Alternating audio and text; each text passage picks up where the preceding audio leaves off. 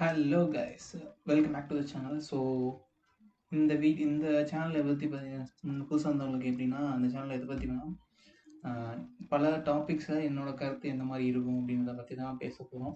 So இது வந்து இந்த சேனலோட ஒரு 7வது 8வது வீடியோன்னு நினைக்கிறேன். ஸோ வந்து இந்த வீடியோவில் பேசுகிற கருத்து வந்து உங்களுக்கும் இது வந்து வேறு மாதிரி இருக்கலாம். அது வந்து நார்மல் தான். பிகாஸ் ஒவ்வொரு டாப்பிக்கும் ஒவ்வொருத்தருக்கும் ஒவ்வொரு கருத்து இருக்கும். If you are with me, press the like button. எப்படிலாம் வாங்குறது பார்த்தீங்களா? ஸோ லைக் பட்டன் சப்ஸ்கிரைப் பண்ணுங்கள், பிரச்சனை இல்லை. இன்றைக்கோட டாபிக் வந்து தமிழ் சினிமா அப்படின்னு சொல்ல போகிறேன். ஸோ இந்த தமிழ் சினிமா பற்றி பேசுறதுக்கு நான் ஒன்றும் பெரிய கலை ரசிகன் அப்படிலாம் பேசுகிறேன். ஜஸ்ட் நார்மல் ஒரு ஒரு நார்மலான ஒரு மக்கள், அவ்வளோதான். நான் பொதுமக்களில் நானும் ஒருத்தன். இந்த படத்தில் வந்து இந்த விஷயத்த வந்து சொல்லியிருக்காங்க, இந்த ஒரு நுட்பமான விஷயங்கள்லாம் சொல்லியிருக்காங்க அப்படின்ற அந்த அளவுக்கு எனக்கு வந்து சினிமா நாலேஜ் இல்லை அப்படின்னு சொல்லலாம். ஸோ அப்படின்னா அப்போ அதை சினிமாவை பற்றி என்ன பேச போகிறேன் அப்படின்னா, அதை பற்றி பேசாமல் தமிழ் சினிமா பற்றி என்ன பேச போகிறேன் அப்படின்னு கேட்டிங்கன்னா, ஸோ தமிழ் சினிமாவோட இம்பேக்ட் ஒரு ஹியூமன் லைஃப்பில் வந்து தமிழ் சினிமாவோட இம்பேக்ட் எப்படி இருக்குது, ஒரு சினிமாவோட இம்பேக்ட் எப்படி இருக்குது அப்படின்னு பார்த்தா தான் அதை பற்றி தான் நீங்கள் பேச போகிறோம். ஃபஸ்ட்டு இதில் ஸ்டார்ட் பண்ணுவோன்னா, சினிமா நல்லதா கெட்டதா அப்படின்னு கேட்டிங்கன்னா, நான் சொல்கிற விஷயம் வந்து எல்லாத்துக்கும் ஒரு நல்ல விஷயமும் இருக்குது, கெட்ட விஷயமும் இருக்குது. எதை எடுத்திங்கனாலும் every coin has two sides. So எதை எடுத்தாலும் நல்ல விஷயம் கெட்ட விஷயம் இருக்குது. அதை நம்ம எப்படி எடுத்துக்கிறோம் அப்படின்றத பொறுத்து தான் இருக்குது. அதே மாதிரி சினிமாவில் நல்லதும் இருக்குது, கெட்டதும் இருக்குது. ஸோ ஆனால் என்ன கேட்டிங்கன்னா, எனக்கு வந்து ஒரு சினிமா வந்து ஒரு நல்ல விஷயத்தில் ஒன்று அப்படின்னு நான் நினைக்கிறேன். பிகாஸ் எனக்கு வந்து ஒரு டிப்ரெஸ்ஸான ஒரு சுச்சுவேஷனில் வந்து ஒரு கொஞ்சம் மேலே அப்லிஃப்ட் பண்ணுறதா இருக்கட்டும், ஹாப்பியான சுச்சுவேஷனில் இன்னும் கொஞ்சம் சிரிக்க வைக்கிறதா இருக்கட்டும், சோகமான சுச்சுவேஷனுக்கு எனக்கு கொண்டு போகிறதா இருக்கட்டும். சோகமான விஷயம் கொண்டு போகிறதுனா ஒரு கெட்டமான விஷயம் அது. ஒரு எப்பயும் போயிட்டுருக்க ஒரு டைமிங்கில் வந்து நார்மலாக ஒரு பிரேக் டவுன் வேணும், இல்லை ஒரு தொடர்ந்து நீங்கள் போயிட்டீங்கன்னா ஒரு மூவியை பார்த்து நீங்கள் அழுதிங்கன்னா ஒரு கொஞ்சம் ரெஃப்ரெஷிங்காக இருக்கும். அந்த மூவியை பார்த்து நீங்கள் அழுதினாலும் உங்களுக்குள்ளே இருக்க ஒரு நிறைய விஷயம் வந்து அந்த அழுகு மூலமாக வெளியே வந்திருக்கும் அப்படின்னு நான் நம்புகிறேன். ஸோ அந்த மாதிரி விஷயங்களில் வந்து அந்த சினிமான்றது ஒரு ரொம்ப நல்ல விஷயம். ஒரு 2 பேத்துக்கு நடுவில் ஒரு பாண்ட் ஏற்படுத்தலாம். இந்த நிறைய சின்ன ஸ்மால் டாக்ஸ் அப்படின்னு சொல்லுவாங்க. ஸோ அந்த ஸ்மால் டாக்ஸுக்கு இந்த சினிமான்றது ரொம்ப ஒரு இம்பார்ட்டண்டான ஃபேக்டர்னு சொல்லலாம். இந்த 4 விஷயம் பேசணும்னா அதில் ஒரு 2, 3 விஷயம் வந்து சினிமா. இப்போது நீங்களும் உங்கள் ஃப்ரெண்டும் பேசிட்டு இருக்கீங்கன்னா, அதில் கண்டிப்பாக ஒரு 10 விஷயம் பேசிங்கன்னா ஒரு 2 விஷயம் சினிமா டைலாக் கண்டிப்பாக வந்துடும்.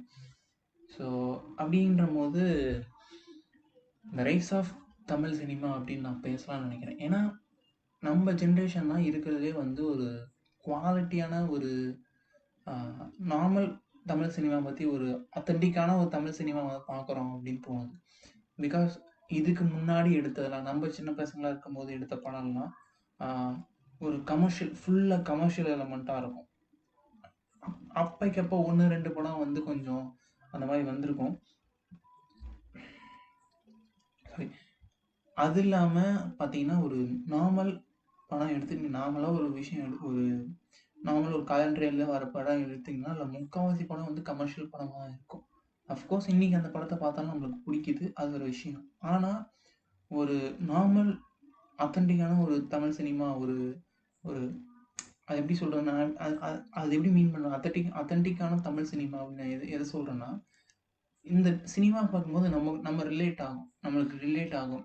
ஏதோ வந்து இப்போ இந்த பாய் நெக்ஸ்ட் டோர் அப்படின்னு சொல்லுவாங்க, அந்த மாதிரி இருக்கும். ஹீரோ வந்து நம்ம பக்கத்து வீட்டு பையன் பண்ணுற மாதிரியே இருக்கும்.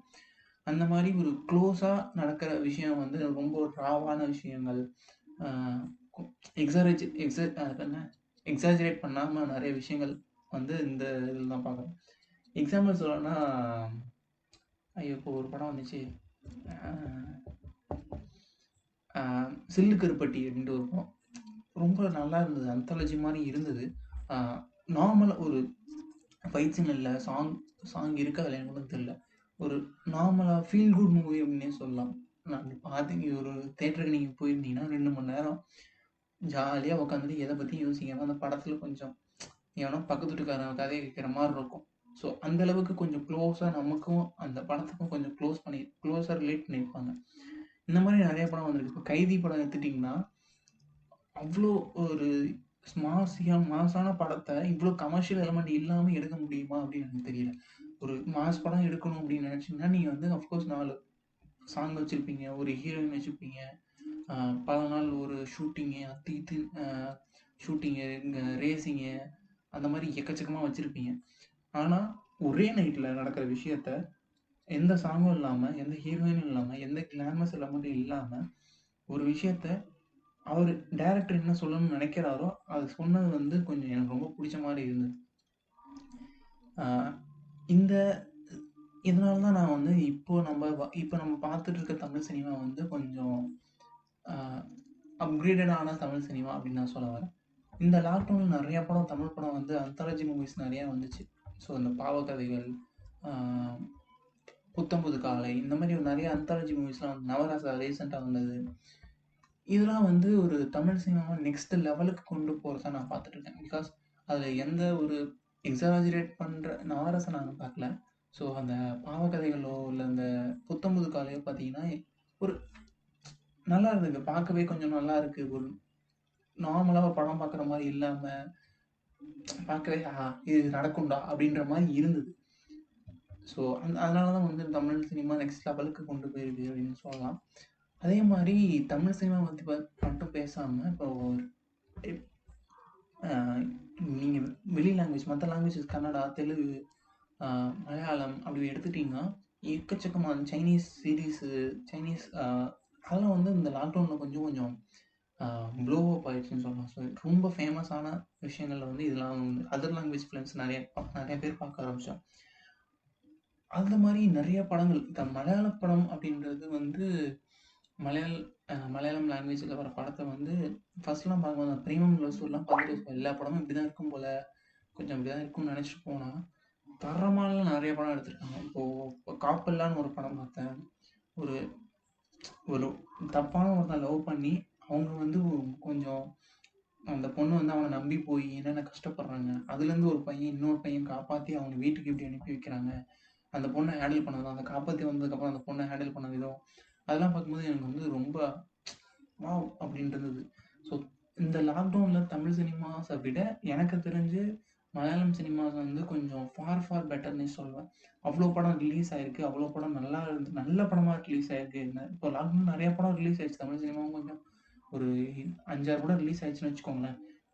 அந்த லெவலுக்கு இல்லாம மலையாள படம் வந்து கொஞ்சம் ஒன் ஸ்டெப் எஹெட்ன்னே சொல்லலாம். சூப்பரா இருந்தது. அ ஐயப்பன் கோஷியம், அ "திருஷ்யம் 2" இதெல்லாம் பார்க்கும்போது கொஞ்சம் அ சூப்பரா இருந்தது. நல்லா இருந்தது. அஃப்கோர்ஸ் நான் வந்து கொஞ்சம் ஹார்ட்கோரான மலையாளம் ஃபேன்லாம் இல்ல. நானும் எப்பயாச்சும் பார்க்குற ஃபேன் தான். ஒரு ஃபேமஸான படம் வந்துச்சுன்னா, அது மட்டும் தான் பார்ப்பேன். அதனாலவோ எனக்கு அப்படி தோணுச்சான்னு தெரியல. ஆனா எனக்கு வந்து இந்த மலையாளம் ஃபிலிம்ஸ் வந்து ரொம்ப புடிச்சிருந்தது. அப்புறம் அதே மாரி கும்பலங்கி நைட்ஸ் அப்படின்னு ஒரு படம் இருக்கு மலையாளத்துல. அது பார்க்காதவங்க போய் பார்த்துக்கோங்க. பிகாஸ் ஃபகத் ஃபாசிலோட ஒரு வேற ஒரு ரூபத்த காமிச்ச படம் அப்படின்னு சொல்லலாம். இதுக்கு முன்னாடி நான் ஃபகத் ஃபாசிலோட படம் சூப்பர் டீலக்ஸ் மட்டும் தான் பார்த்தேன். சூப்பர் டீலக்ஸ் பார்த்ததுக்கு அப்புறம் தான் நான் வந்து சூப்பர் டீலக்ஸ், வேலைக்காரன் அதெல்லாம் பார்த்ததுக்கு அப்புறம் தான் கும்பலங்கி நைட்ஸ் பார்த்தேன். இப்போலாம் இந்த மனுஷன் இப்படி நடிக்கிறான். எப்படி இவனுக்கு எல்லா கேரக்டரும் சூட் ஆகுது அப்படின்றது எனக்கு ரொம்ப ஆச்சரியமா இருந்தது. பிகாஸ் வேலைக்காரன்ல பார்த்தீங்கன்னா, ஒரு கார்ப்பரேட் கிரிமினல் மாரி இருப்பான். கொஞ்சம் நீட்டா கிரிமினல் வேல பார்க்குறதெல்லாம் இருக்கும். சூப்பர் டீலக்ஸ்ல வந்து கொஞ்சம் கருத்தா பேசுற மாரி இருக்கும். ஒரு சர்க்காஸ்டிக்கா அப்படி பேசுற மாரி இருக்கும். ஆனா, இந்த கும்பலங்கி நீட்ஸ் அப்படிங்கிற படத்துல வந்து ஒரு சைக்கோ கேரக்டர் மாரி இருக்கும். அந்த கேரக்டர எப்படி அவன் போர்ட்ரே பண்ணியிருப்பான் அப்படின்றது எனக்கு ரொம்ப இதான் இருந்தது.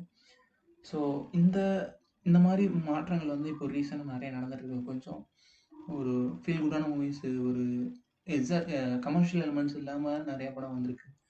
இதெல்லாம் வந்து நெறைய ஆக்டர்ஸ் வந்து கொஞ்சம் பேர் வந்து நல்லா வாங்கி குடுத்துருக்கு. இப்ப நான் சொன்ன மாரி ஃபகத் ஃபாசில், கைதில கார்த்திக், அ இந்த மாரி நெறைய படம் வந்து நெறைய ஆக்டர்ஸுக்கு புது லைஃபே குடுத்துருக்குன்னு சொல்லலாம். ஸோ புது டைமென்ஷனா ஒரு அ நார்மலா ஒரு பிருத்திவிராஜ், ஸோ நார்மல் ஆக்டர்ஸ் வந்து கமர்ஷியல் எலிமெண்ட் இல்லாமயும், நான் வந்து அவங்கள மாஸா காமிக்க முடியும். நான் என்ன சொல்ல வரேனோ, அத பத்தி பார்க்க முடியும்.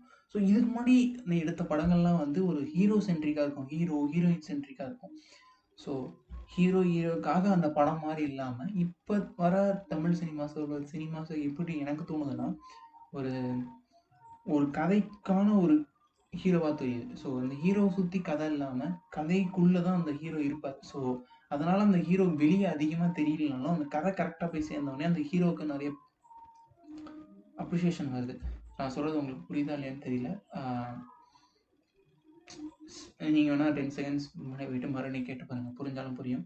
ஸோ இந்த சினிமாலேருந்து நான் என்ன எடுத்துக்கிறேன், இது புதுசா வந்த சினிமால எப்படி எடுத்துக்கிறேன்னா, ஒரு அப்கிரேடட் ஆஃப் சினிமா. ஒரு கமர்ஷியல் எலிமெண்டோட தான் அந்த படம் எடுத்தா ஹிட் ஆகும் அப்படின்ற ஒரு ஒரு கிளீஷேவை பிரேக் பண்ணது வந்து இந்த எரா அப்படின்னு சொல்லலாம். லாஸ்ட் ஒரு 2 இயர்ஸ் அப்படின்னு சொல்லலாம். டைரக்டர்ஸோட ஒரு இதில் வந்து இப்போ வெற்றிமாறன் படம் வடச்சென்னை அஃப்கோர்ஸ் அது கமர்ஷியல் எலிமெண்ட் கொஞ்சம் இருந்தது. ஆனாலும் ஒரு வடச்சென்னை ஒரு லோக்கலாக ஒரு படம் எப்படி இருக்கும்? நீங்கள் வந்து ஒரு வடச்சென்னையில் இருந்தீங்கன்னா வடச்சென்னையில் இருந்த ரவுடி அதெல்லாம் சொல்லல. ஸோ இப்போ நீங்கள் வந்து அந்த மாதிரி ஒரு ஏரியாவில் இருந்தீங்கன்னா உங்களுக்கு என்ன நடக்குமோ அதை வந்து அப்படியே போர்ட்ரே பண்ணியிருந்தது வந்து எனக்கு ரொம்ப பிடிச்சிருந்தது. வெற்றிமாறன் படம் மோஸ்ட்லி இந்த அசூரெல்லாம் எனக்கு ரொம்ப ரிலேட் ஆச்சு. ஏன்னு தெரியல. நான் வந்து சண்டைக்கு போகிறனும் இல்லை, சண்டை நான் வந்து அஃப்கோர்ஸ் அடி வாங்கிட்டு வரேன் தான். ஸோ சண்டைக்கு போய் விட்டு குத்துலாம் பார்க்குறனும் கிடையாது, பார்த்ததும் கிடையாது. அந்த மாதிரி இருக்கப்போ அந்த படம் வந்து எனக்கு கொஞ்சம் ரிலேட் ஆகி என் மாமனோ அண்ணனோ அந்த மாதிரி இருந்த மாதிரி ஒரு ஃபீல் ஆச்சு. அதனால தான் சொல்கிறேன், இந்த டைமிங் ஆஃப் தமிழ் சினிமா வந்து ஒரு தமிழ் சினிமாவோட ஒரு ஸ்டாண்டர்டை ஒரு டயர் மேலே போயிருக்கு அப்படின்னே சொல்லலாம். This is what I want சொல்லணும்னு நினச்சேன். தமிழ் சினிமா பற்றி நான் சொல்லணும்னு நினச்சேன். இதை வந்து உங்களுக்கு மற்ற ஃப்ரெண்ட்ஸுக்கு கேட்கணும்னு தோணுச்சுன்னா அவங்களுக்கு ஷேர் பண்ணுங்கள். லைக் பிடிச்சிருந்தா லைக் பண்ணுங்கள். நான் எதுவும் பைத்தியம் மாதிரி உலகிருந்த கமெண்ட் சொல்லுங்கள், நான் திருத்திக்க பார்க்குறேன். ஸோ அண்டில் தென் நெக்ஸ்ட் வீடியோவில் வரைக்கும் பார்க்குற வரைக்கும் spread love, bye, spread happiness, tata, see you.